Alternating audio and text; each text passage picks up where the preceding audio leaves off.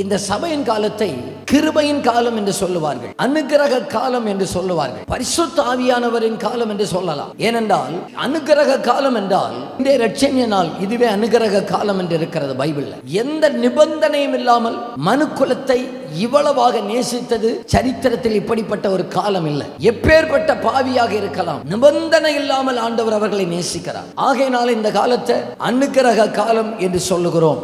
பரிசுத்த ஆவியானவரின் காலம் என்றால் பழைய ஏற்பாட்டிலே பரிசுத்த ஆவியானவர் வருவார், தேவை முடிஞ்சவுடனே அவர் கிளம்பி போயிடுவார்.